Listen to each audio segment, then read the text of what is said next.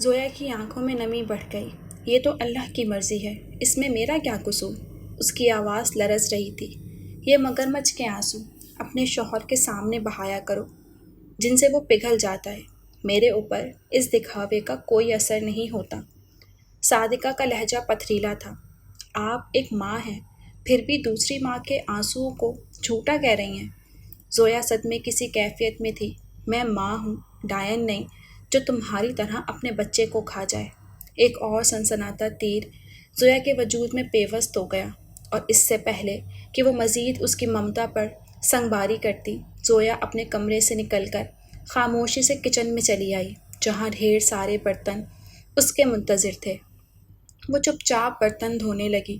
صادقہ بھی اس کے پیچھے ہی چلی آئیں اور سبزی لے کر برآمدے میں تخت پر بیٹھ گئیں۔ ان کی بڑبڑاہٹ جاری تھی۔ پتہ نہیں کون سی منحوس گھڑی تھی جب یہ میرے گھر میں آئی۔ میرے گھر پر اس کی نحوست کا ایسا سایہ پڑا ہے کہ اب اس گھر سے خوشیاں کوسوں دور بھاگتی ہیں۔ وہ بولتی رہی۔ زویا خاموشی سے سن رہی تھی۔ یوں بھی اس کے پاس جواب میں کہنے کو کچھ نہ تھا۔ سردیوں کی دھوپ صحن میں پھیلتی جا رہی تھی، اور دوپہر 12 بجے کا عمل تھا کہ امینہ بھی چلی آئیں۔ صادقہ نے زویا کو صفائی کرنے کے لیے بھیج دیا۔ امینہ ان کے پہلو سے لگ کر بیٹھ گئیں۔ آپا، اب آپ کی طبیعت کیسی ہے؟ عبیرہ تو فکر سے ہلکان ہو رہی تھی۔ بڑی ضد کر رہی تھی کہ خالہ کو دیکھتے ہوئے اتنے دن ہو گئے، پتہ نہیں خالہ اپنا خیال کیسے رکھ رہی ہوں گی، اور وہ یہ بھی کہہ رہی تھی کہ عباد کو میری طرف سے بڑی تسلی دینا۔ آمنہ نے اپنی بیٹی کے شان میں قصیدے پڑھے۔ عبیرہ واقعی بہت اچھی بچی ہے، مجھے ہمیشہ سے بڑی پسند ہے۔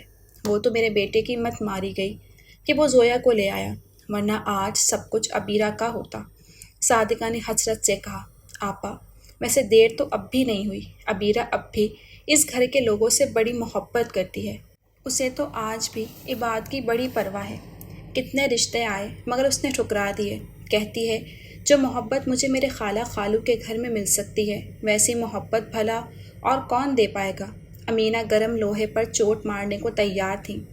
اب کیا ہو سکتا ہے؟ صادقہ نے ہاتھ روک کر انہیں سوالیہ نگاہوں سے دیکھا۔ دیکھو آپا، میں بھی جانتی ہوں اور آپ بھی کہ اب زویا کبھی ماں نہیں بن سکتی، تو اس کا مطلب یہ ہوا کہ آپ اپنے پوتے پوتیوں کی حسرت سینے میں لیے اس دنیا سے چلی جائیں۔ امینہ نے گویا اپنی بات مضبوط کرنے کے لیے ان کی دکھتی رگ پر ہاتھ رکھا۔ صادقہ ایک دم سے تڑپ اٹھی۔ کیا کریں، ہماری تو قسمت ہی خراب ہے۔ وہ حسرت و یاس سے آہ بھر کر بولی۔ ہاتھ مسلسل آلوؤں پر چھری چلا رہے تھے۔ آپا، تقدیر کے علاوہ تدبیر بھی کوئی چیز ہوتی ہے۔ اللہ اگر آزمائش میں ڈالتا ہے تو خود اس آزمائش سے نکالنے کا رستہ بھی دکھاتا ہے۔ امینہ نے گھما پھرا کر بات کی۔ دیکھو امینہ، جو کہنا ہے جلدی کہو اور صاف لفظوں میں کہو، میں پہلے ہی بہت پریشان ہوں۔ بھائی سیدھی بات ہے کہ اگر آپ چاہتی ہیں کہ آپ اپنے پوتے پوتیوں کا منہ دیکھیں اور اس خاندان کا نام لیوا کوئی ہو تو عباد کی دوسری شادی کر دیں۔ امینہ نے گویا دھماکہ کیا تھا۔ صادقہ کتنی دیر تک حیرت سے امینہ کا منہ تکتی رہی، پھر بولی۔ امینہ، ہوش میں تو ہو، جانتی ہو کہ تم کیا کہہ رہی ہو؟ آپا، میں نے یہ بات مقامی ہوش و حواس کی ہے، اور آپ کو دیکھ کر تو یوں لگ رہا ہے جیسے آپ خدا نخواستہ میں نے کوئی غیر شرعی بات کہہ دی ہو۔ امینہ کا منہ اتر گیا۔ بات یہ نہیں، معاملہ یہ ہے کہ تم یہ بات نظر انداز کر گئیں کہ عباد زویا کو کتنا چاہتا ہے۔ اس کے خاطر وہ اوان پیلس والوں کو اپنا دشمن بنا بیٹھا ہے۔ اس کے رہتے وہ دوسری شادی کا تصور بھی نہیں کر سکتا۔ صادقہ نے انہیں حقیقت سے روشناس کرایا۔ ارے وارث چیز ہی ایسی ہے کہ بڑے بڑے مجنوں کبھی مجبوراً تو کبھی بے بسی کا لاپ کر دوسری شادی کا توق اپنے گلے میں ڈال لیتے ہیں، اور بعد میں سب محبت دھری رہ جاتی ہے۔ امینہ پر یقین تھی۔ چلو اگر یہ بات کو میں جیسے تیسے راضی کر بھی لوں تو کمال احمد کبھی اس بات کی اجازت نہیں دیں گے کہ زویا کے سر پر کوئی پرائی عورت آ کر بیٹھ جائے۔ اس مرتبہ صادقہ کے لہجے میں خوف سا تھا۔ ارے دوسری تیسری کا کیا سوال، جب لڑکی گھر کی ہے تو پرائی کیسے ہوئی؟ امینہ نے جلدی سے کہا۔ میں سمجھی نہیں۔ صادقہ نے قدرے الجھن سے امینہ کو دیکھا۔ اب آپا، عبیرہ تو آپ کی اپنی دیکھی بھالی بچی ہے، اگر وہ اس گھر کو کوئی خوشی دے سکے تو مجھے بہت خوشی ہوگی، بس آپ اس کے سر پر ہاتھ رکھ دیں۔ وہ چاپلوسی سے بولی۔ ان کی اتنی خوش آمد کی وجہ یہ تھی کہ عبیرہ نہ تو زیادہ پڑھی لکھی تھی، نہ سلیقہ مند تھی، اور نہ کوئی حسن کی دیوی، اور اس کی زبان درازی سے تو خود امینہ بھی نالا تھی۔ کتنے رشتے آئے مگر سب کو معمولی شکل و صورت کی پھوڑ لڑکی کو اپنے گھر کی بہو بنانا منظور نہ تھا۔ برا مت ماننا امینہ، میں کمال صاحب کے مشورے کے بنا تمہیں کوئی تسلی بخش جواب نہیں دے سکتی۔ صادقہ نے معزز خوانہ انداز میں کہا۔ کوئی بات نہیں آپا، گھر کی بات ہے، میں بعد میں آ جاؤں گی، لیکن ہاں آپ ذرا اس ڈھنگ سے بات کیجیے گا کہ کمال بھائی کے پاس انکار کی کوئی گنجائش باقی نہ رہے۔ امینہ نے کھڑے ہوتے ہوئے صلاح دی اور چادر اوڑھ کر چلی گئیں، مگر جاتے جاتے صادقہ کے لیے سوچ کے نئے دروازے کھول گئیں۔ صبح سویرے سفینہ لان میں بیٹھی چائے پی رہی تھی، تبھی زوبیہ ان کے پاس چلی آئیں۔ اسے دیکھتے ہی سفینہ کے چہرے پر ناراضی کے تاثرات آ گئے۔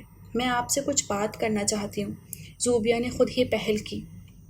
اب بھی کچھ کہنا باقی ہے؟ سفینہ نے اسے طنز سے دیکھا۔ آنٹی، میرا مقصد آپ کو ہرٹ کرنا نہیں تھا، میں صرف اتنا چاہتی ہوں کہ آپ بھی سب لوگوں کی طرح اپنی زندگی جئیں۔ اچھا تو یہی ہوتا ہے کہ عمر بھر ایک دکھ کو جینے کے بجائے انسان ہزاروں خوشیوں کو دامن میں بھرے، زندگی آسان ہو جاتی ہے۔ زوبیہ نے رات والے انداز میں بڑی جلدی جلدی اپنی بات کہی۔ جب دکھ عزیز ہو جائیں تو دل میں خوشیوں کی تمنا نہیں رہتی۔ میرا بھی یہی حال ہے، میری زندگی ساکت ندی کی طرح ہے، اس میں ارتعاش پیدا کرنے کی کوشش مت کرو۔ سفینہ کے لہجے میں برہمی تھی۔ خواہش اور تمنا دل سے جنم نہیں لیتے بلکہ ساتھ سے جنم لیتے ہیں، ایسا آپ ہی نے مجھ سے کہا تھا، زوبیہ نے اسے یاد دلاتے ہوئے کہا۔ ہاں، لیکن وہ میں نے تمہارے اور شادل کے رشتے کو مد نظر رکھتے ہوئے کہا تھا، سفینہ نے جلدی سے کہا، گویا یہ سب آپ نے مجھے مطمئن کرنے کے لیے کہا تھا، اس میں کوئی سچائی نہیں۔ زوبیہ نے انہیں شاکی نگاہوں سے دیکھا۔ زوبیہ پلیز، میں اس بارے میں کوئی بات نہیں کرنا چاہتی۔ سفینہ بیزار ہونے لگی۔ ٹھیک ہے، اب ہم اس بارے میں کوئی بات نہیں کریں گے، لیکن کیا آپ میرے ساتھ شاپنگ پر بھی نہیں چلیں گی؟ زوبیہ نے معصومیت سے کہا۔ نہیں، وہ اب بھی خفا تھی۔ پلیز پلیز چلیے نا، زوبیہ نے ان کے گلے میں باہیں ڈال کر بڑے لاڈ سے کہا، تو کچھ دیر مسلسل انکار کے بعد سفینہ کو ہاں کرنی ہی پڑی۔ ہلکی ہلکی بوندا باندی ہو رہی تھی۔ نینا ٹیرس پر چلی آئی، اس کے ساتھ نیلما بھی تھی۔ کہتے ہیں اگر زندگی میں خوشیاں ہی خوشیاں بکھری ہوں تو پھر کائنات کی ہر شے میں حسن دکھائی دینے لگتا ہے، یہ سچ ہے یا جھوٹ؟ نیلما نے اسے بغور دیکھتے ہوئے سوال کیا۔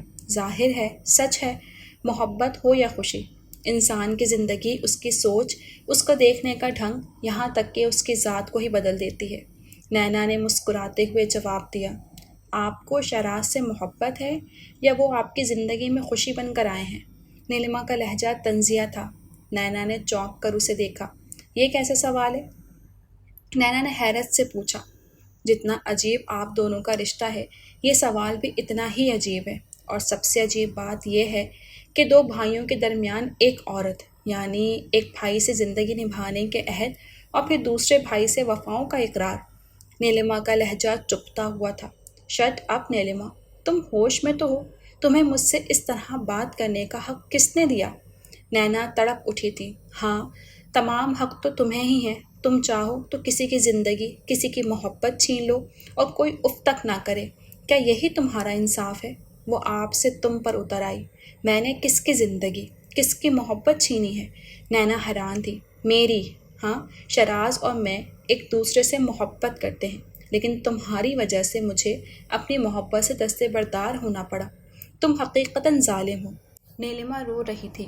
نینا کو یوں لگا کہ آسمان ابھی اس کے سر پر آ گرے گا اور اس کی سانسیں تھم جائیں گی۔ اب اسے نیلما کے سابقہ رویے کی وجہ سمجھ میں آئی تھی۔ اب معلوم ہوا کہ وہ اس سے ایک دم کیوں نفرت کرنے لگی تھی۔ نینا کو لگا کہ اس کی ٹانگوں سے جان نکل رہی ہے، اس لیے وہ فلور پر بیٹھتی چلی گئی۔ احساس جرم اسے اپنے حصار میں لے چکا تھا۔ نینا نے تمام حقیقت فوری طور سے بابا صاحب کو بتا دی تھی، کیونکہ وہ کسی طرح نیلما کی مجرم بن کر نہیں رہنا چاہتی تھی۔ اسے دیر میں خبر ہوئی تھی، مگر بہرحال اب بھی اس کے پاس وقت تھا۔ بابا صاحب نے تمام حقیقت سے افندی صاحب اور رضیہ کو آگاہ کر دیا۔ ان دونوں کے پیروں سے تلے سے تو جیسے زمین ہی نکل گئی۔ ایسا تو ان کے وہم و گمان میں بھی نہ تھا۔ شہراز نے ان سے اتنی بڑی بات چھپائی دونوں کو یقین نہیں آ رہا تھا۔ بابا صاحب، کیا معلوم نینا کو کوئی غلط فہمی ہوئی ہو؟ رضیہ نے جھجک کر کہا۔ بابا صاحب کے کمرے میں کافی دیر بعد کوئی آواز گونجی تھی۔ اپنی بات ختم کرنے کے بعد بابا صاحب خاموش تھے۔ بی جی سر جھکائے بیٹھی تھی اور افندی صاحب یقینی اور بے یقینی کی کیفیت سے دو چار تھے۔ ان کی سمجھ میں نہیں آ رہا تھا کہ اس موقع پر انہیں کیا کہنا چاہیے اور کیا نہیں۔ البتہ شراز کا اس طرح سے سب کچھ چھپانا ان کو ناگوار گزرا تھا۔ تم جانتی ہو رضیہ کہ نینا بہت سمجھدار لڑکی ہے۔ وہ ہوا میں تیر نہیں چلاتی۔ اگر اس نے ہمارے سامنے بیٹھ کر یہ بات کہی ہے تو اس کا مطلب ہے اس بات میں سچائی ہے، اور باقی مکمل سچائی شراز اور نینا خود بتائیں گے۔ بابا صاحب نے رضیہ کو تسلی دی، مگر بے چین تمام لوگ ہو گئے تھے۔ بابا صاحب آج پہلی بار افندی ہاؤس آئے تھے۔ یہ بات صرف فراز اور شراز کے لیے ہی نہیں، گھر کے ملازمین کے لیے بھی حیران کن تھی۔ حالانکہ بابا صاحب کے چہرے پر کوئی تاثر نہ تھا، لیکن پھر بھی ان کی اچانک آمد شراز کو کسی انہونی کا احساس دلا رہی تھی، اور جب شہراز کو تنہا ڈرائنگ روم میں بلوایا گیا تو اس کا دل بڑے عجیب سے انداز میں دھڑکا۔ ڈرائنگ روم میں افندی، رضیہ اور بابا صاحب موجود تھے۔ تینوں صوفوں پر برجمان تھے۔ بابا صاحب کا اشارہ پاتے ہی شراز بھی ایک سنگل صوفے پر بیٹھ گیا۔ کیا ہونے والا تھا شراز نہیں جانتا تھا، لیکن اس کا دل گواہی دے رہا تھا کہ جو بھی ہوگا وہ اس کے لیے ہرگز خوشگوار نہیں ہوگا۔ ایک انجانا سا خوف تھا جو آہستہ آہستہ اسے اپنی گرفت میں لے رہا تھا۔ زیادہ فکر یہی تھی کہ کہیں ان لوگوں کو اس کے اور نیلما کے بارے میں پتہ نہ چل جائے۔ تمہاری نیلما کے ساتھ کوئی کمٹمنٹ ہے؟ بابا صاحب نے بنا تحمید باندھے بڑے پراعتماد لہجے میں پوچھا۔ یوں لگ رہا تھا کہ جیسے وہ سوال نہ کر رہے ہوں بلکہ یاد دلا رہے ہوں۔ شراز کی آنکھیں لمحے بھر کے لیے پتھرا سی گئیں اور سانسیں بالکل ساکت ہو گئیں۔ اب اس میں اتنی ہمت نہ تھی کہ بابا صاحب سے پوچھ سکتا کہ انہیں کیسے پتہ چلا۔ ان کا پر یقین لہجہ، وہ جھوٹ بھی نہیں بول سکتا تھا، اور اگر جھوٹ بولنے کی کوشش میں پکڑا جاتا تو ایک اور آفت آ جاتی۔ شراز کا اس وقت وہ عالم تھا کہ آگے کنواں اور پیچھے کھائی۔ بڑی مشکل سے شراز کے ہونٹوں پر جی آیا تھا، جس پر رضیہ نے قدرے ناگواری سے شراز کو دیکھا۔ اگر ایسی بات تھی تو تم نے پہلے کیوں نہیں بتایا؟ بابا صاحب نے بغور دیکھا۔ اس وقت حالات ایسے تھے کہ میں چاہ کر بھی یہ بات نہیں بتا سکتا، مگر اب میں نے آپ کے فیصلے کو قبول کر لیا ہے۔ شراز نے گویا احسان جتایا۔ ہم نے زندگی میں اپنا کوئی فیصلہ نہیں بدلا، لیکن اب سب کچھ جانتے ہوئے اگر تمہیں اپنے فیصلے پر زبردستی عمل درآمد کے لیے مجبور کیا تو یہ غلط ہوگا، اور یہ احساس ہمیں نینا نے دلایا ہے۔ بابا صاحب نے شراز کو چونکایا، مگر وہ کچھ بول نہیں سکا۔ نیلما بھی ہمیں نینا سے کم عزیز نہیں ہے، اس لیے اس کا دل ٹوٹے یہ ہمیں گوارا نہ ہوگا۔ اس لیے اچھا یہی ہے کہ تم اپنی کمٹمنٹ پوری کرو، بابا صاحب نے فیصلہ کن انداز میں کہا۔ شراز حیران سا ان کی صورت دیکھ رہا تھا، جبکہ افندی اور رضیہ نے بابا صاحب کے فیصلے کی تاکید کی تھی۔ رات کے گہرے سناٹے چاروں اور بکھرے تھے۔ سب اپنے اپنے کمروں میں سونے جا چکے تھے، جبکہ صادقہ اپنی تمام تر ہمتیں مجتمع کر کے کمرے میں داخل ہوئیں۔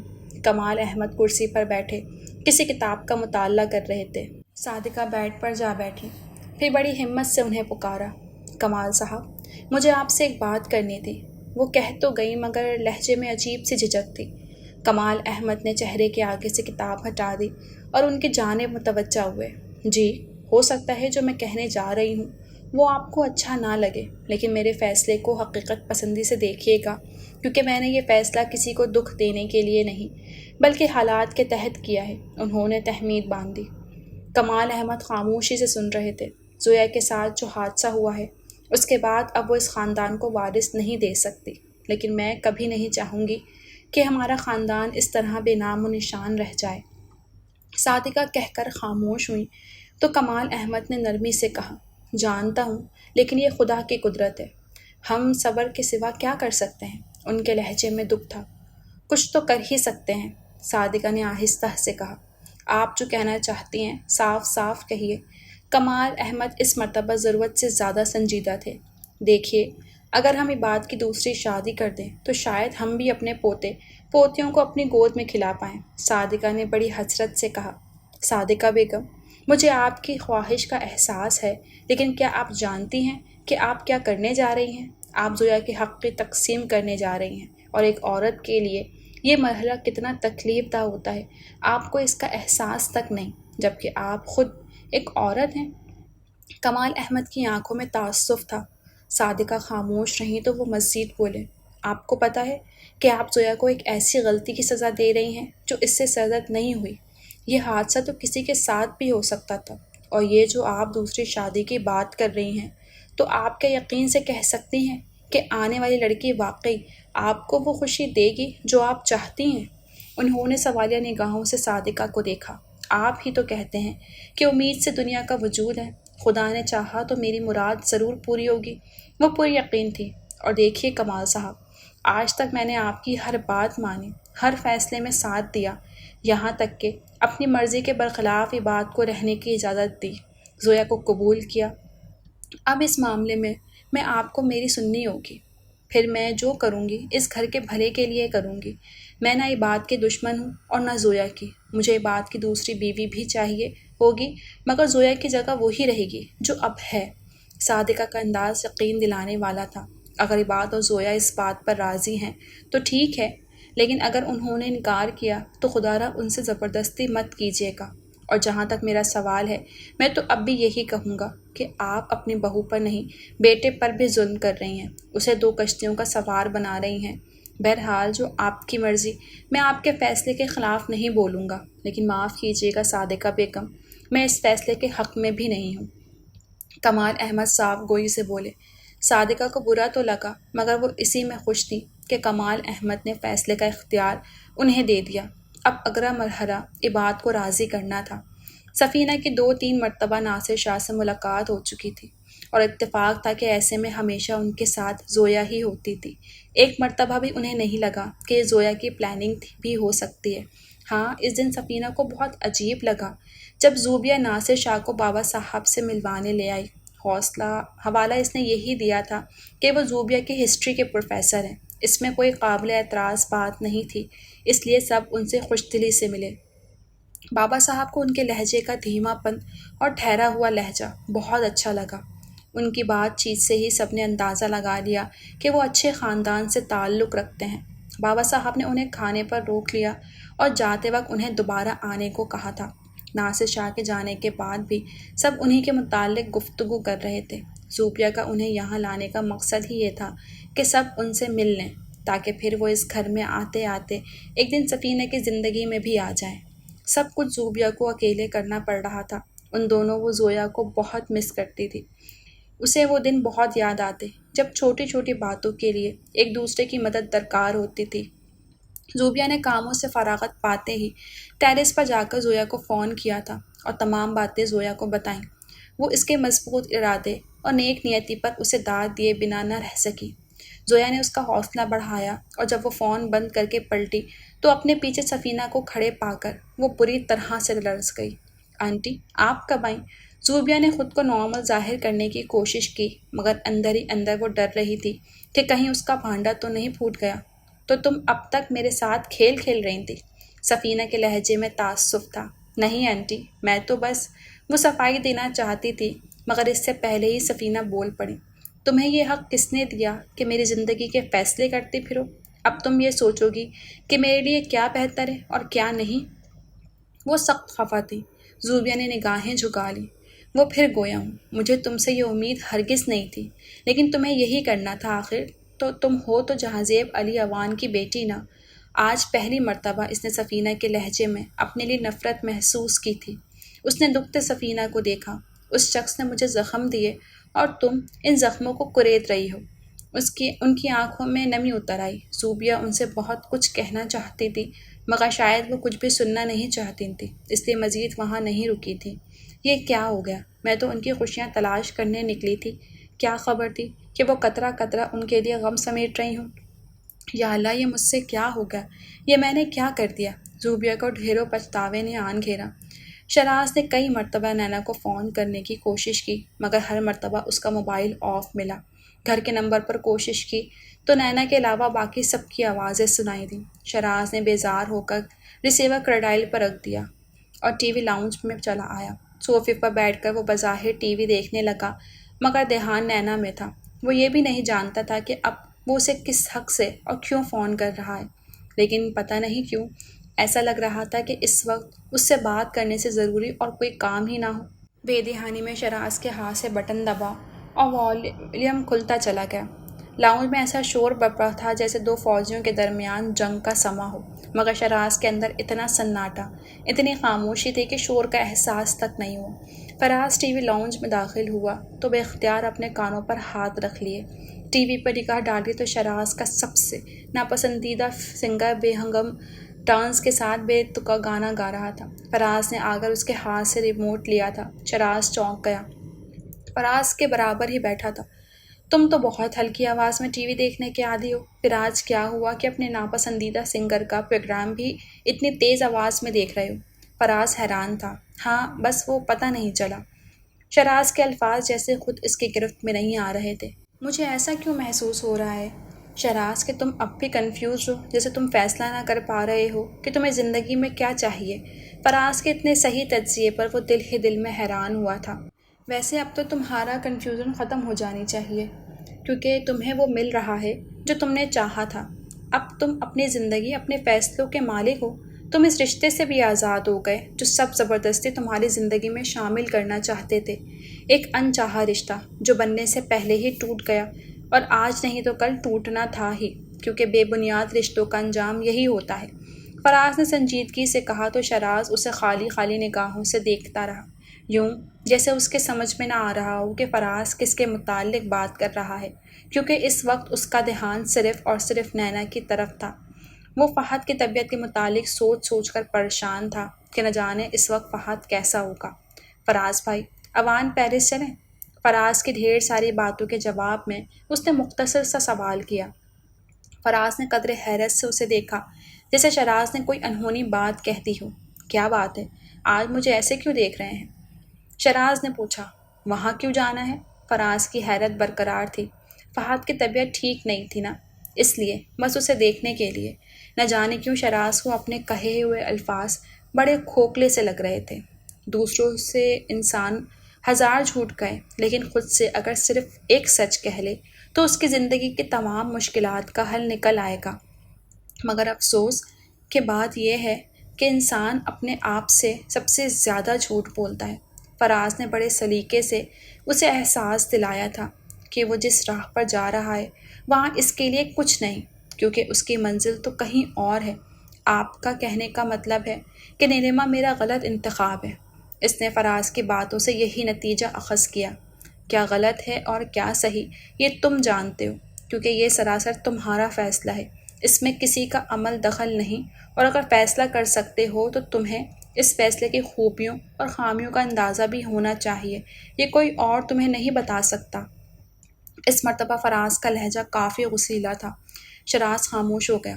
میں گاڑی نکالتا ہوں، تم باہر آ جاؤ۔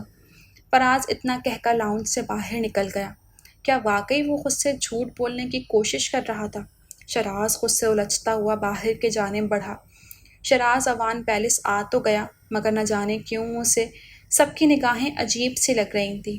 یوں لگتا تھا جیسے نیلما کے علاوہ پورا اوان پیلس اسے نفرت سے دیکھ رہا ہو۔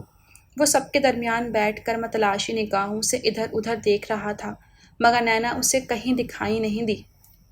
ایک ملازم سے پوچھنے پر پتہ چلا تھا کہ نینا بابا صاحب کی لائبریری میں ہے۔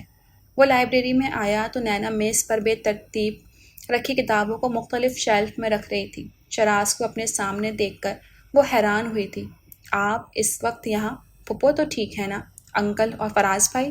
نینا نے ایک ہی سانس میں سب کا پوچھ لیا۔ شراز کو دکھ ہوا تھا کہ اس لیے شکوہ سوال بن کر لبوں تک آ گیا۔ کیا اخلاقاً بھی یہ نہیں پوچھ سکتی کہ میں کیسا ہوں؟ وہ چلتے چلتے میز کی دوسری جانب رکا تھا۔ ضرورت کیا ہے اس فضول سوال کی، جبکہ میں جانتی ہوں کہ جسے زندگی میں چاہت مل جائے اسے کائنات کی تمام خوشیاں مل جاتی ہیں، اور آپ کو آپ کی چاہت مل گئی، نینا نے بہت نارمل سے لہجے میں کہا۔ اس دوران وہ مسلسل کتابیں ترتیب دینے میں مصروف تھی۔ شراز اس کے قریب آ کھڑا ہوا۔ مجھے نظر انداز کرنے کے تمہارے پاس 100 بہانے ہیں، شراز بے اختیار کہہ گیا۔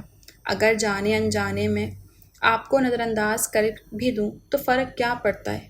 میں بدلوں گی نہ آپ، اور سب کچھ پہلے جیسا رہے گا۔ وہ اب بھی نارمل تھی، کچھ بھی پہلے جیسا نہیں رہتا، تبدیلی تو آ ہی جاتی ہے۔ وہ عجیب سے لہجے میں بولا۔ نینا بالکل خاموش تھی، اب اس نے کام کرنا بھی چھوڑ دیا تھا، البتہ ہاتھ میں ایک کتاب تھی۔ زندگی میں ہر چیز کا جواب انسان کی خاموشی نہیں دے سکتی، کچھ ہوتا ہے جو ہمیشہ باقی رہتا ہے، خواہ دنیا کے سامنے رہے یا ہمارے وجود میں رہے۔ شراز کا لہجہ بڑا بدلا بدلا سا تھا، پھر اس نے ایک دم نینا کا ہاتھ اپنے ہاتھ میں لے لیا۔ وہ چونک اٹھی، مگر چاہ کر بھی مذمت نہیں کر سکی۔ شراز بول رہا تھا، ہر سوال کا جواب ہوتا ہے، مگر کبھی وہ جواب ہمارا دل دیتا ہے اور کبھی وقت۔ کچھ سوالات کے جوابات ہمیں اپنی ذات میں تلاش کرنے پڑتے ہیں۔ میرے پاس وقت بہت کم ہے، اگر میں اپنے سوال کا جواب نہیں ڈھونڈ سکا تو تمہیں جواب دینا ہوگا۔ شراز نے اس کا ہاتھ چھوڑ دیا۔ آج نینا نے اپنے لیے اس کی آنکھوں میں کچھ ایسا دیکھا تھا جس پر صرف نیلما کا حق تھا، شاید اس لیے اس نے سرحد سے رخ پھیر لیا تھا۔ زوبیہ صبح کچن میں آئی تو سفینہ کو اکیلے پایا۔ ملازمین ڈائننگ ٹیبل پر ناشتہ لگا رہے تھے، تبھی موقع غنیمت جان کر وہ ان کے قریب چلی آئی۔ آنٹی، میں جانتی ہوں آپ مجھ سے بہت ناراض ہیں، میرے 1000 مرتبہ معافی مانگنے پر بھی آپ مجھے معاف نہیں کریں گی، لیکن پھر بھی میں آپ سے معافی مانگ رہی ہوں۔ سفینہ پتھر کی مورت کی طرح خاموش تھی۔ زوبیہ کا تسلل نہیں ٹوٹا۔ آنٹی، میں جانتی ہوں کہ مجھ سے بہت بڑی غلطی ہوئی ہے، اور میری غلطی یہ ہے کہ میں اپنی حیثیت بھول گئی، اپنا مقام فراموش کر بیٹھی۔ لیکن آنٹی، اس غلطی کا موقع مجھے آپ نے فراہم کیا۔ سفینہ نے پلٹ کے اسے قدرے حیرت سے دیکھا۔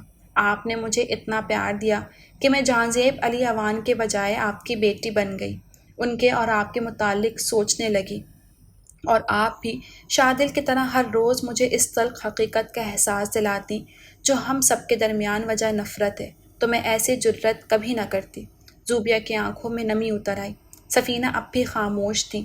آپ کو لگتا ہے کہ میں نے آپ کی زندگی کا فیصلہ کرنے کی کوشش کی ہے، لیکن سچ یہ ہے کہ ناصر شاہ ایک عمر سے بے منزل راستے پر سفر کر رہے ہیں، فقط ایک محبت کے خاطر۔ میں نے صرف اس راہ کا پتہ بتایا جہاں ان کی منزل تھی۔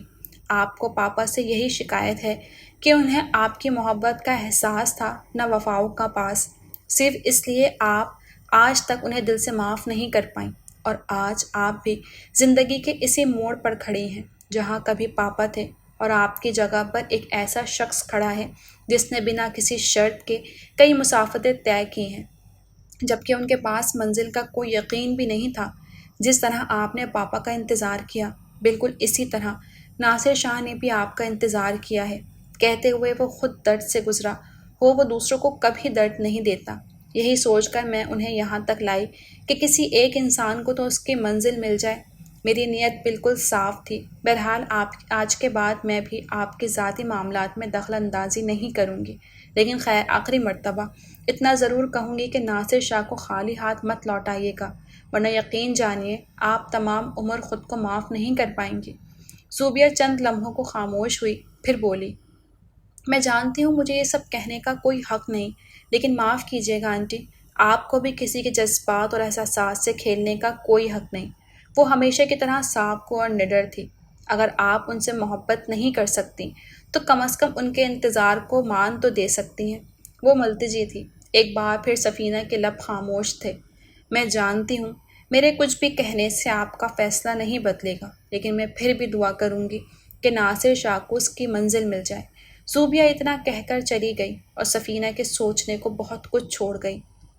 اس گھڑی نہ جانے کیوں سفینہ اپنا محاسبہ کرنے لگی تھی۔ آج اتوار کا دن تھا۔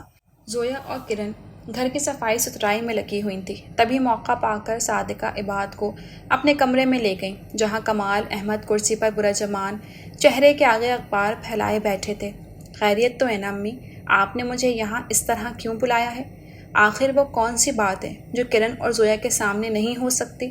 عباد ان کی اس قدر رازداری پر ذرا پریشان سا ہو گیا، اور پھر صادقہ نے بڑے سلیقے سے اس کی دوسری شادی کا ذکر چھیڑ دیا۔ وہ یکدم اٹھ کھڑا ہوا۔ نہیں امی، یہ ہرگز نہیں ہو سکتا، میں زویا پر ایسا ظلم نہیں کر سکتا، اسے اتنی بڑی سزا نہیں دے سکتا کبھی بھی۔ وہ اٹل لہجے میں بولا، عباد، زندگی میں آج تک ہر فیصلہ تم نے اپنی مرضی سے کیا ہے، ہم سے پوچھنا تو دور، رائے لینا بھی ضروری نہیں سمجھا۔ اس کے باوجود ہم نے کبھی اف تک نہیں کی، لیکن اب تمہیں ہماری بات ماننی پڑے گی۔ کل تک کا سوال تمہاری ذات کا تھا تو ہم خاموش رہے، لیکن اب سوال خاندانی وراثت کا ہے۔ کیا چاہتے ہو تم کہ ہمارا خاندان ختم ہو جائے؟ صادقہ نے یہ بات کو خفگی سے گھورا۔ امی، میں یہ کیوں چاہوں گا؟ وہ زج ہو کر بولا۔ بیوی سے تو بہت ہمدردی ہے، مگر ماں پر ترس نہیں آتا؟ اپنی خواہشات پوری کرنے کے لیے تو ہزاروں کی دشمنی مول لے لیتے ہو، ماں کے لیے ایک بے ضرر سے قربانی نہیں دے سکتے؟ ہاں بھی جب اولاد جوان ہو جائے تو وہ صرف اپنے بارے میں سوچتی ہے۔ ماں باپ خواہ خوش فہمیوں میں مر جاتے ہیں کہ ان کا اولاد پر کوئی حق ہے، اور اولاد کو اس بات کا لحاظ ہے کہ ماں باپ نے انہیں کتنے جتنوں سے جوان کیا ہے، کتنی قربانیاں دی ہیں۔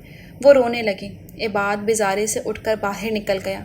دیکھ رہے ہیں کمال صاحب، تھک ہار کر انہوں نے شوہر کو پکارا، میں نے آپ سے پہلے ہی کہا تھا کہ جوان اولاد پر اپنی مرضی مسلط کرنے کی کوشش مت کریں، وہ اپنی مرضی کے مالک ہوتی ہے۔ کمال احمد نے نرمی سے کہا، ایک تو اس گھر میں ہر کوئی مجھے سمجھانے بیٹھ جاتا ہے۔ وہ بڑبڑاتی ہوئی کمرے کی چیزیں بے وجہ ادھر ادھر کرنے لگی، جو ان کے شدید غصے کی علامت تھی۔ کمال احمد مسکراتے ہوئے دوبارہ اخبار پڑھنے میں مصروف ہو گئے۔ رضیہ بیگم اپنے سامنے وہ زیورات پھیلائے بیٹھی تھی جو انہوں نے شراز کی دلہن کے لیے بنوائے تھے۔ وہ حال میں اکیلی بیٹھی تھی، تبھی شراز بھی ان کے پاس آ کر بیٹھ گیا۔ آؤ آؤ شراز، میں ابھی تمہیں ہی بلوانے والی تھی۔ یہ نیلما کے لیے کچھ زیورات بنوائے ہیں، تم بھی دیکھ لو۔ وہ زیورات کے ڈبے ایک ایک کر کے کھولتے ہوئے بڑی عجلت میں بولی، میں دیکھ کر کیا کروں گا؟ پہننے تو نیلما کو ہے، میرا خیال ہے آپ اسے ہی دکھائیں۔ وہ نرمی سے بولا، رشتہ طے ہونے کے بعد لڑکیاں اپنے سسرال نہیں آتی، اس لیے بابا صاحب نے اسے یہاں آنے کے لیے منع کیا ہے۔ اور ویسے بھی تم جتنا نیلما کو جانتے ہو، اس حساب سے اس کی پسند اور ناپسند سے تو واقف ہی ہوگے نا۔ رضیہ کا لہجہ چپتا ہوا تھا۔ شراز نے قدرے چونک کر انہیں دیکھا۔ یوں لگ رہا تھا کہ جیسے رضیہ اس سے بدگمان سی ہیں۔ امی، میں نیلما کو اتنا ہی جانتا ہوں جتنا باقی تمام لوگ۔ وہ جیسے رضیہ کو اپنی صفائی پیش کر رہا تھا۔ شراز کو یوں لگ رہا تھا کہ جیسے وہ کوئی مجرم ہو۔ رضیہ کی نگاہیں، اس کا لہجہ الزام سے کم نہ تھا۔ میں نے تم سے کوئی وضاحت نہیں مانگی، جتنا کہا ہے اتنا کرو، بس میرا وقت ضائع مت کرو۔ رضیہ کے لہجے میں برہمی تھی۔ امی، کیا آپ مجھ سے ناراض ہیں؟ شراز اس وقت بڑی اذیت محسوس کر رہا تھا۔ میں پاگل ہوں کہ بے وجہ ناراض ہو جاؤں؟ رضیہ اپنے سابقہ انداز میں بولی۔ شاید آپ نینا، وہ اس سے قبل کہ وہ اپنی بات مکمل کر پاتا، رضیہ نے اسے بری طرح ٹوک دیا۔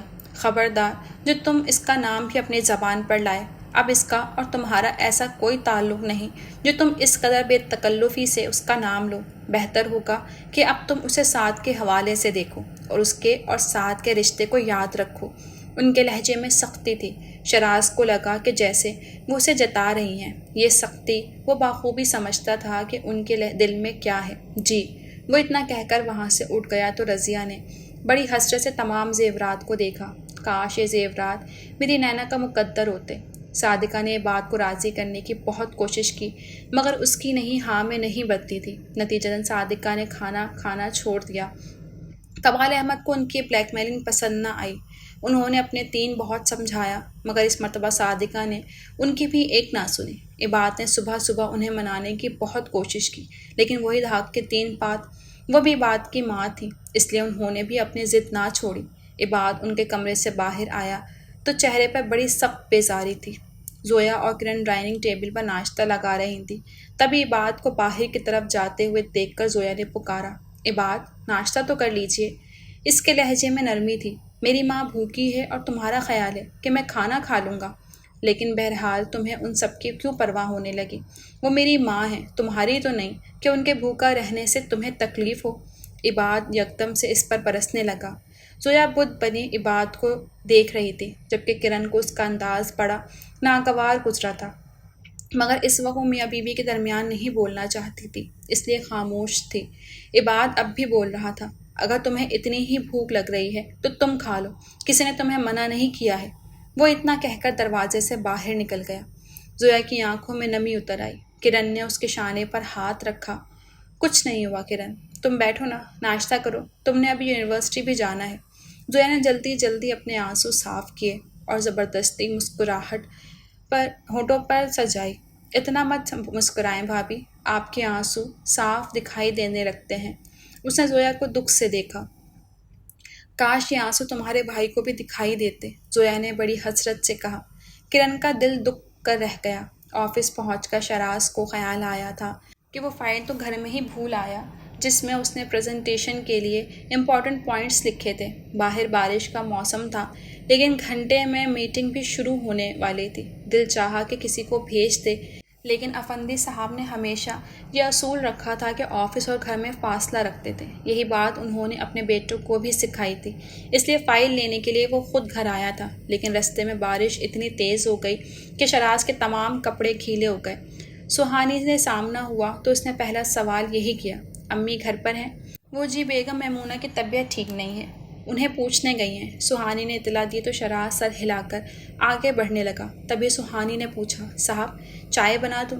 नहीं, मुझे जल्दी जाना है, मेरे पास ज़्यादा वक्त नहीं है। वो इतना कहकर तेज़ी से अपने कमरे की जानिब बढ़ा। शराज यूं ही कमरे में दाखिल हुआ, चौंक उठा। कोई उसके अलमारी के कपड़े निकाल कर बाहर फेंक रहा था।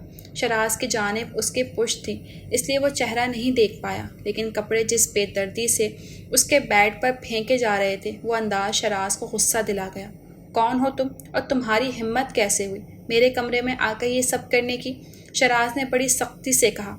उसके हाथ साकित हो गए, मगर वो पलटी नहीं, क्योंकि वो शराज का सामना नहीं करना चाहती थी। शराज का गुस्सा मज़ीद बढ़ गया। वो तेज़ी से उसके करीब आया और बाजू से पकड़कर झटका दिया।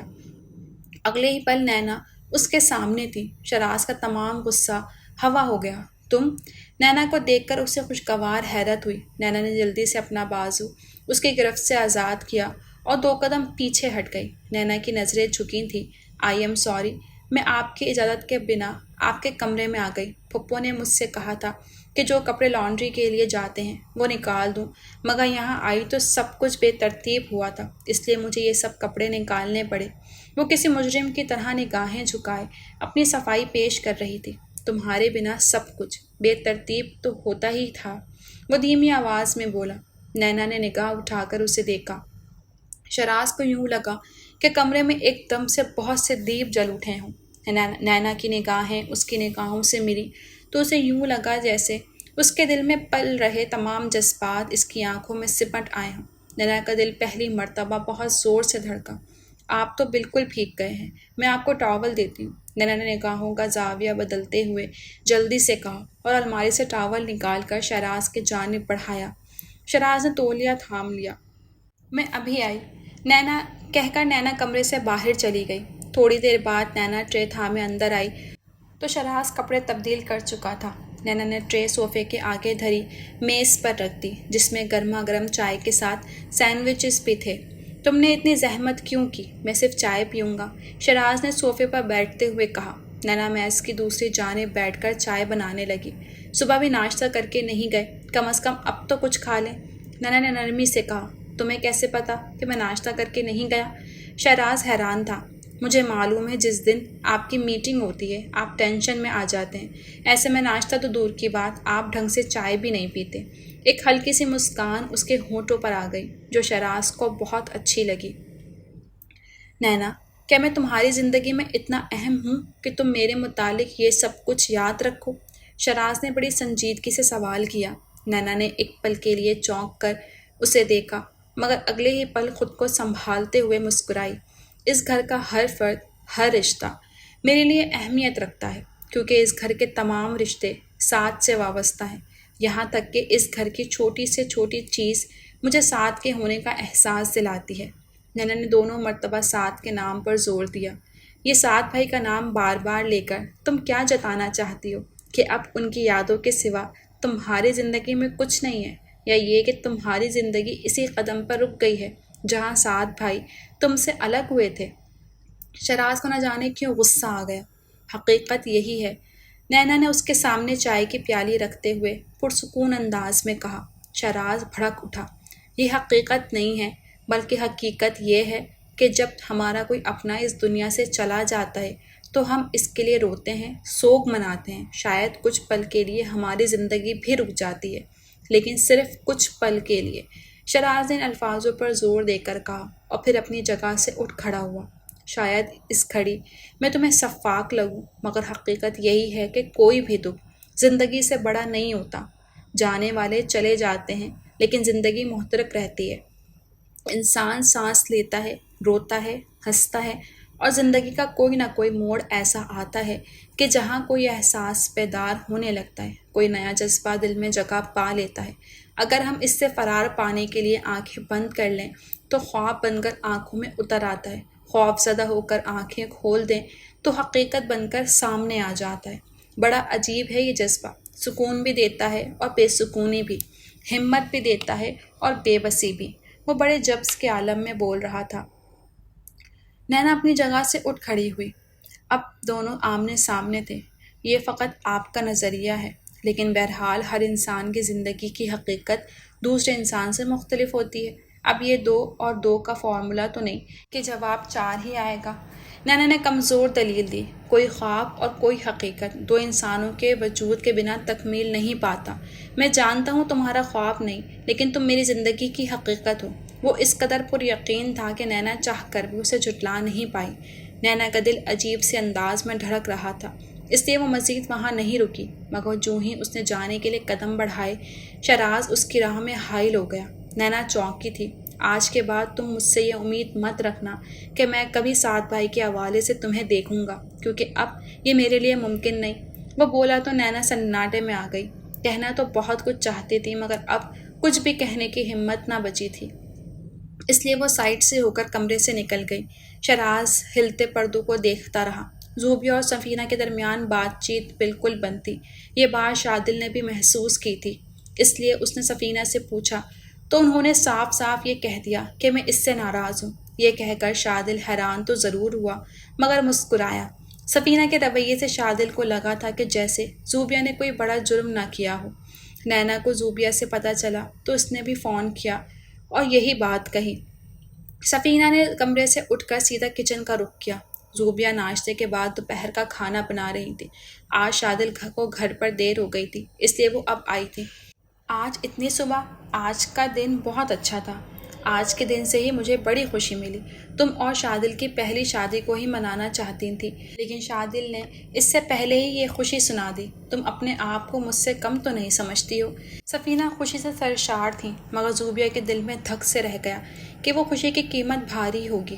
اسے بے اختیار وہ دن یاد آیا جب اس کی زوبیہ کو خوشی ملی تھی، اور اسے بے اختیار وہ دن یاد آیا جب اس کی زندگی کو ویران کر گئی تھی۔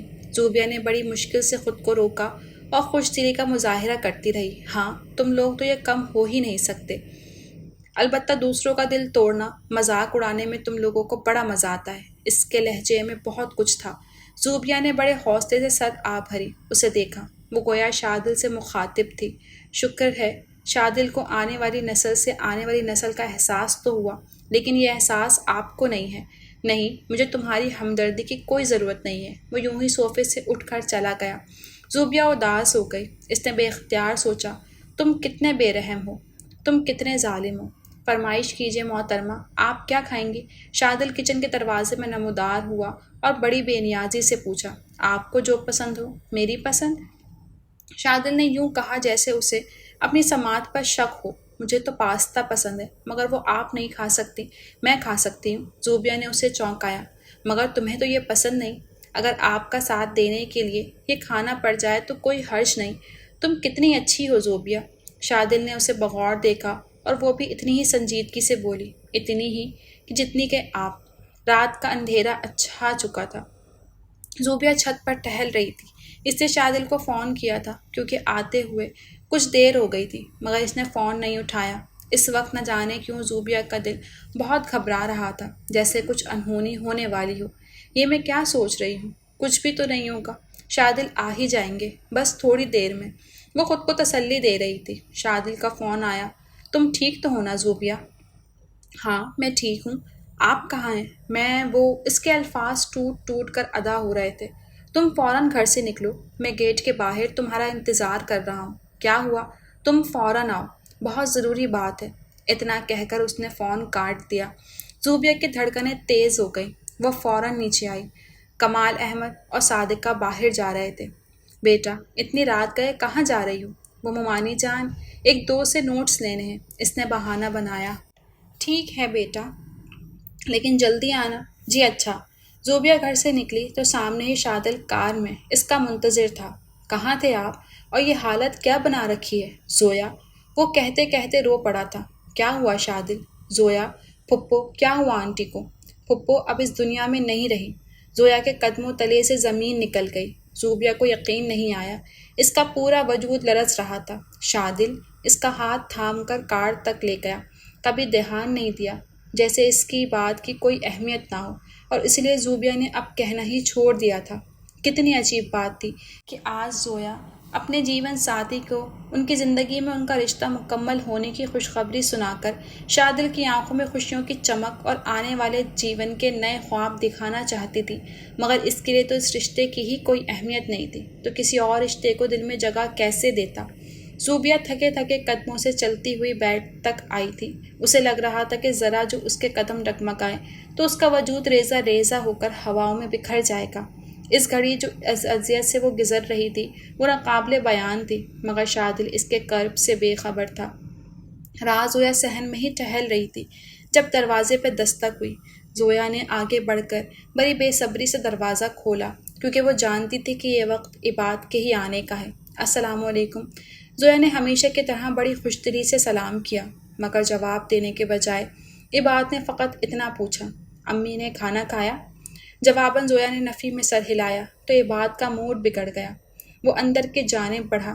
عباد کا رخ صادقہ بیگم کے کمرے کی جانب تھا۔ زویا بھی اس کے پیچھے چلی آئی۔ اندر صادقہ بیڈ پر منہ پھلائے بیٹھی تھی، جبکہ کمال احمد قریب ہی کرسی پر بیٹھے صادقہ کو سمجھا رہے تھے۔ عباد اور زویا بھی قریب چلے آئے۔ صادقہ نے انہیں دیکھتے ہی منہ پھیر لیا۔ عباد بیڈ پر ان کے قدموں میں بیٹھ گیا۔ امی، اگر آپ کو میری کوئی بات بری لگی ہے تو مجھے معاف کر دیں۔ آپ جانتی ہیں امی، میں آپ کی ناراضگی برداشت نہیں کر سکتا۔ پلیز امی کچھ کھا لیں، مجھے بھوک نہیں ہے، اور تمہیں میری پرواہ کب سے ہونے لگی؟ تم جاؤ اپنی بیوی کی فکر کرو۔ صادقہ قدرے خفگی سے گویا ہوں۔ زویا نے انہیں بڑے دکھ سے دیکھا، البتہ کمال احمد کے لہجے میں ناگواری تھی۔ صادقہ بیگم، اب اپنی یہ بے وجہ کی ضد چھوڑ بھی دیجیے۔ کم از کم اس بات کا ہی خیال کیجیے کہ آپ زویا پر ہی نہیں، اپنے لقتے جگر اور عبیرہ پر بھی ظلم کر رہی ہیں۔ اس رشتے کا کیا انجام ہوگا، آپ نے سوچا ہے؟ کمال احمد انہیں آنے والے وقت کی مشکلات کا احساس دلا رہے تھے۔ صاف صاف یہ کیوں نہیں کہتے کہ آپ کی اور آپ کی اولاد کی نظر میں میری یا میرے فیصلے کی کوئی اہمیت ہی نہیں؟ تو پھر ٹھیک ہے، مجھے میرے حال پر چھوڑ دیں، میں جیوں یا مروں، کسی کو فرق ہی کیا پڑتا ہے؟ وہ جیسے بے حد دل برداشتہ تھی۔ ٹھیک ہے امی، جو آپ چاہتی ہیں میں کرنے کو تیار ہوں، لیکن اس سے پہلے آپ کو کھانا کھانا ہوگا، عباد نے دل پر پتھر رکھ کر کہا۔ وہ ماں کے آگے مجبور ہو گیا تھا۔ زویا اور کمال احمد سناٹے میں آ گئے۔ شاید وہ عباد سے اتنی جلدی صادقہ کی خواہش کے سامنے جھک جانے کی توقع نہیں کر رہے تھے۔ زویا سے وہاں نہ ٹھہرا گیا تو وہ اپنے کمرے میں چلی آئی۔ تھوڑی دیر بعد عباد بھی اس کے پیچھے آیا تھا۔ عباد کمرے میں داخل ہوا تو وہ بیڈ پر پڑی رو رہی تھی۔ وہ دروازہ بند کر کے زویا کے قریب آ بیٹھا۔ وہ اسی طرح روتی رہی۔ زویا، میں جانتا ہوں میرا اس طرح دوسری شادی کا فیصلہ کر لینا تمہیں بہت برا لگا ہے، مگر میں کیا کرتا زویا، میں امی کو تکلیف میں نہیں دیکھ سکتا۔ میری کچھ ذمہ داریاں ہیں، کچھ فرائض ہیں جنہیں بہرحال مجھے نبھانا ہے۔ انہوں نے زندگی میں ہم بہن بھائیوں کے لیے بہت سے قربانیاں دی ہیں۔ زندگی میں پہلی مرتبہ انہوں نے مجھ سے کسی خواہش کا اظہار کیا ہے، اور تم جانتی ہو کہ میں یہ سب اپنی مرضی سے نہیں بلکہ صرف اور صرف امی کی خوشی کے لیے کر رہا ہوں۔ وہ جیسے وضاحت دے رہا تھا، جبکہ زویا بس رو رہی تھی۔ تب عباد چڑھ کر بولا، اب روتی رہو گی یا کچھ کہو گی بھی؟ آپ کے فیصلے میں مجھے کیا کرنا چاہیے؟ آپ کو مبارکباد دینی چاہیے، خوشی سے اونچے اونچے کہکے لگانے چاہیے، یا شکریہ ادا کرنا چاہیے کہ آپ نے میری وفاؤں کا صلہ بہت اچھے انداز میں دیا؟ وہ ایک دم سے پھٹ پڑی۔ عباد خاموش تھا، مگر وہ جیسے دل کی تمام بھڑاس نکال دینا چاہتی تھی۔ آج آپ نے کتنی آسانی سے کہہ دیا کہ آپ مجبور اس لیے ہوئے کیونکہ آپ اپنی ماں کو کھونا نہیں چاہتے۔ کبھی میں بھی اسی مقام پر کھڑی تھی، مجھے بھی آپ کے اور اپنے ماں باپ، اپنے بہت سارے رشتوں کے درمیان انتخاب کا مرحلہ درپیش تھا۔ تب میں بھی مجبور ہو کر پیچھے ہٹی تھی، مگر اس وقت آپ کو میری وفا پر شک ہونے لگا تھا۔ عباد اب بھی خاموش تھا، مگر وہ خاموش نہیں ہوئی۔ آپ نے ایک مرتبہ اپنی ماں کا دل دکھایا تو دوسری مرتبہ اس کا ازالہ کرنے کا موقع مل گیا، صرف اس لیے کہ آپ مرد ہیں۔ مگر آپ کی ضد کی وجہ سے جو داغ میرے خاندان کے دامن پر لگا، میں کبھی اسے مٹا پاؤں گی؟ جو آنسو، جو دکھ میں نے اپنوں کو دیے ہیں، اس کا ازالہ ہو سکتا ہے کبھی؟ کتنی عجیب بات ہے، مرد ہر خطا کے بعد معافی کا حقدار ہوتا ہے، اور عورت بے گناہ ہو کر بھی سزا کی حقدار ٹھہراتی ہے۔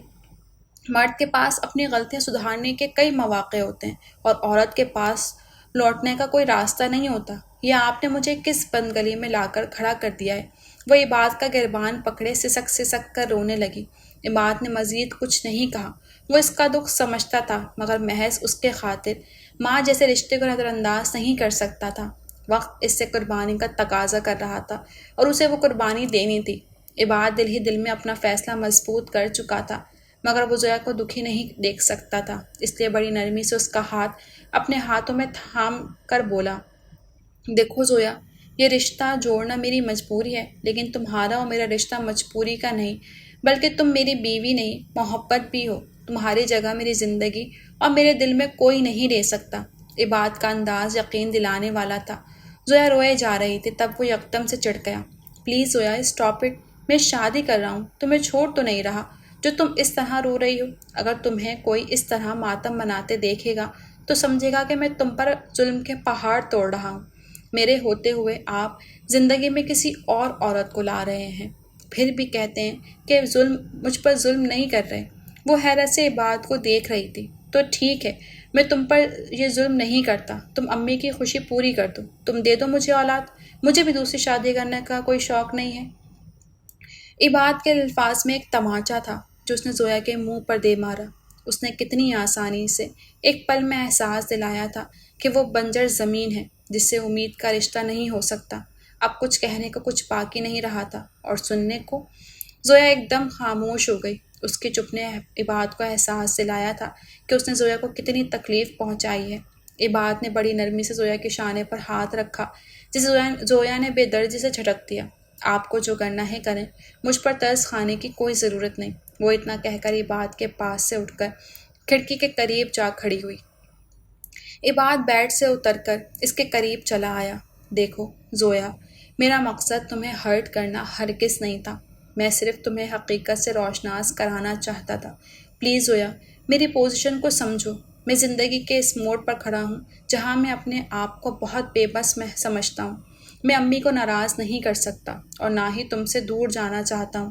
ہمارا معاشرہ ایسا ہے کہ رشتے کی قیمت رشتہ ہی ہوتا ہے۔ وہ اس انداز میں بولا ہے کہ زویا نے چونک کر اسے دیکھا۔ وہ کہہ رہا تھا، جب تم میری زندگی میں آئی تھی تو میں نے گھر چھوڑ دیا، ماں جیسے رشتے کی قربانی دی، اور اب ان کی محبت کی، ان کی ممتا کی قیمت مجھے رشتے سے چکانی ہے۔ یہ سمجھوتا تو ہمیں کرنا ہی پڑے گا۔ تم سمجھ رہی ہو نا؟ سمجھ گئی آپ کی ہر بات، ان کہی بات میں بخوبی سمجھ گئی۔ اب میں کبھی آپ سے کوئی سوال نہیں کروں گی، کیونکہ اب اس کی ضرورت نہیں رہی، اور ضرورت تو شاید آپ کو اب میری بھی نہیں رہی ہے نا؟ زویا ایک دم بہت دکھی ہو گئی۔ عباد نے اسے دونوں شانوں سے تھام لیا۔ نہیں زویا، تم میری زندگی ہو، میری محبت ہو اور میرا سب کچھ ہو۔ تمہیں میری زندگی میں وہی حیثیت حاصل ہے اور رہے گی جو ہمیشہ سے تھی۔ میں تمہیں بہت چاہتا ہوں زویا۔ اس نے اتنا کہہ کر زویا کو اپنے قریب کر لیا، مگر نہ جانے کیوں آج زویا کو اس کے الفاظ اور اس کی قربت سب کھوکھلے لگ رہے تھے، مگر وہ خاموش تھی، اور عباد اس خاموشی سے مطمئن تھا۔ فہد بیڈ پر سو رہا تھا، جبکہ نینا کھڑکی میں کھڑی شیشے سے باہر برستی بارش کو دیکھ رہی تھی۔ اس کا سارا دھیان شراز کی طرف تھا۔ اس کا وہ جملہ ابھی تک نینا کے کانوں میں گونج رہا تھا کہ آج کے بعد تم مجھ سے یہ امید مت رکھنا کہ اب کبھی میں سعد بھائی کے حوالے سے تمہیں دیکھوں گا، کیونکہ اب یہ میرے لیے ممکن نہیں۔ کیوں کہا اس نے ایسا؟ کیا بتانا چاہ رہا تھا؟ کیا اسے احساس نہیں ہے کہ ہمارا رشتہ کس نوعیت کا ہے؟ نینا خود سے سوال کر رہی تھی، مگر اسے جواب نہیں مل رہا تھا کہ شراز کے دل میں کیا ہے۔ ساری غلطی میری ہے، مجھے بار بار وہاں نہیں جانا چاہیے، ورنہ اس طرح کی عجیب و غریب باتیں ہوتی رہیں گی۔ میں اب وہاں نہیں جاؤں گی، کبھی بھی نہیں۔ اس نے مضبوط ارادہ کیا اور فہد کے ساتھ آ کر لیٹ گئی، مگر نیند آنکھوں سے کوسوں دور تھی۔ وہ اپنی اس کیفیت پر وہ خود حیران تھی، سمجھ نہیں پا رہی تھی کہ یہ بے چینی کیوں ہے۔ وہ کیا ہے جو ہونا چاہیے مگر نہیں ہے، اور جو ہے تو کہاں ہے؟ وہ کیا ہے جو بڑی شدت سے محسوس ہو رہا ہے مگر نگاہوں سے اوجھل ہے؟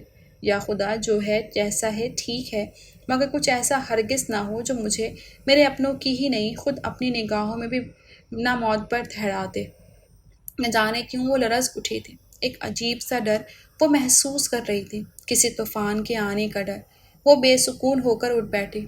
یا خدا، میرے دل کو سکون دے۔ نینا نے ایک دم پھر اپنے رب کو بڑی شدت سے پکارا۔ رات بیتی جا رہی تھی مگر آنکھوں میں نیند اب بھی نہ اتری تھی۔ شادل رات صوفے پر ہی سو گیا تھا۔ آنکھ کھلی تو صبح کے 7 بج رہے تھے۔ آج آفس جلدی جانا تھا، اس لیے وال کلاک پر نظر پڑتے ہی اٹھ بیٹھا۔ ارد گرد نگاہ دوڑائی، زوبیہ موجود نہیں تھی۔ یہ صبح صبح کہاں چلی گئی؟ شادل نے خود سے سوال کیا۔ تبھی اس کا موبائل بج اٹھا۔ شادل نے متلاشی نگاہوں سے ادھر ادھر دیکھا تو موبائل بیڈ کی سائڈ ٹیبل پر رکھا دکھائی دیا۔ وہ اٹھ کر سائڈ ٹیبل کے قریب آیا اور موبائل اٹھا کے سننے لگا، پھر بولا، ہاں کل غفار صاحب کا فون آیا تھا، کہہ رہے تھے کہ کسی پروجیکٹ کے سلسلے میں ملنا چاہتے ہیں۔ میں نے کہہ دیا کہ شام کو مل لیجیے گا۔ دوسری جانب سے کچھ کہا گیا، تب شادل دوبارہ بولا، اچھا وہ آج شام یورپ جا رہے ہیں، پھر ٹھیک ہے، انہیں کہہ دو کہ وہ مجھ سے 2 بجے مل لیں۔ اتنا کہہ کر شادل ایک مرتبہ خاموش ہو کر سامنے والے کی بات سننے لگا۔ ہاں ٹھیک ہے، مختار صاحب کو بھی بلا لو، ساتھ ساتھ تمام معاملات طے ہو جائیں گے۔ میں تمہیں ان کا نمبر دے دیتا ہوں، بات کر لو۔ شادل نے اتنا کہہ کر سائڈ میز کی دراز کھولی اور ایک پنک سا کارڈ نکال کر 2-3 نمبر لکھوانے لگا۔ دراز اب تک کھلی تھی۔ فون بند کر کے جیسے ہی اس نے کارڈ واپس رکھنا چاہا، تب اس کی نگاہ دراز میں پڑے سفید لفافے پر پڑی جس پر زوبیہ کا نام لکھا تھا۔ شادل نے لفافہ نکال لیا اور اسے الٹ پلٹ کر دیکھا۔ یہ تو ہاسپٹل کا لگتا ہے، زوبیہ ٹھیک تو ہے؟ یہ سوچ کر اس نے قدرے گھبرا کر لفافہ کھولا تھا، لیکن لفافہ کھولتے ہی اس کی گھبراہٹ خوشی میں بدل گئی۔ لفافے میں زوبیہ کی امید سے ہونے کی خبر تھی۔ اسی وقت زوبیہ اس کے لیے چائے لیے کمرے میں آئی۔ تم نے مجھے بتایا کیوں نہیں کہ تم امید سے ہو؟ شادل نے قدرے خفگی سے اسے دیکھا۔ وہ ہاں سوری، میں بتانا بھول گئی، وہ نارمل لہجے میں کہتی ہوئی بستر کی چادر ٹھیک کرنے لگی۔ تب شادل نے ذرا جھک کر اسے بازو سے پکڑا اور اپنے سامنے کر لیا کہ یہ اتنی معمولی سی بات ہے جو تم بھول گئی۔ شادل کی خفگی کچھ اور بڑھ گئی۔ زوبیہ نے بڑی آہستگی سے اپنا بازو اس کی گرفت سے آزاد کیا اور اسی طرح نارمل انداز میں بولی، بھول جانا میری ہمیشہ کی عادت ہے۔ کبھی آپ کی زندگی میں اپنا مقام بھول جاتی ہوں اور کبھی اپنے اور آپ کے درمیان کے اس رشتے کے لیے جس کا مقدر فقط تہہ دامن رہنا ہے، میں اپنا آپ بھول جاتی ہوں۔ نہ چاہتے ہوئے بھی اس کی پلکیں بھیگنے لگیں۔ دیکھو زوبیہ، کل جو ہوا میں نے جان بوجھ کر نہیں کہا، سچویشن ہی ایسی تھی۔ بہرحال ہمارے درمیان جو بھی ہوا، اس کا مطلب یہ تو نہیں کہ ہم ذرا ذرا سی بات پر ایک دوسرے کو اپنی خوشی اور غم سے علیحدہ کر دیں۔ شادل کے لہجے میں نرمی تھی۔ مجھے لگتا ہے ماما نے مجھے آواز دی ہے۔